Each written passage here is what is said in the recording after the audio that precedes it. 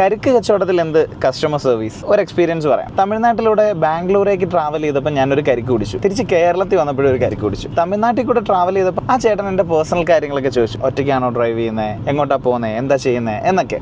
എന്നിട്ട് ഞാൻ കുടിച്ചു കഴിഞ്ഞപ്പോൾ കരിക്കെടുത്ത് രണ്ടായിട്ട് കീറി കരിക്കിൻ്റെ തൊണ്ടിൽ നിന്നൊരു പീസ് എടുത്ത് എനിക്ക് കരിക്ക് കഴിക്കാനായി 2 പീസിൽ നിന്നും ഒന്നിലേക്ക് മാറ്റി എൻ്റെ കയ്യിലേക്ക് തന്നു. ഞാനത് ഭയങ്കര ആസ്വദിച്ച് കഴിച്ചുകൊണ്ടിരുന്നപ്പോൾ എന്നോട് സംസാരിച്ചുകൊണ്ടേയിരുന്നു. ആളുടെ ബിസിനസിനെ കുറിച്ചും എൻ്റെ ബിസിനസിനെ കുറിച്ചും ഒക്കെ നിർത്താതെ സംസാരിച്ചുകൊണ്ടിരുന്നു.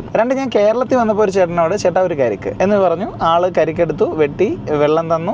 അതിന്റെ 2 പീസാക്കിയിട്ട് അതിൽ നിന്ന് ഒരു പോർഷൻ വെട്ടി എൻ്റെ കയ്യിലേക്ക് തന്നെ തന്നു. എനിക്കത് എടുക്കാൻ പറ്റുന്നുണ്ടായിരുന്നില്ല.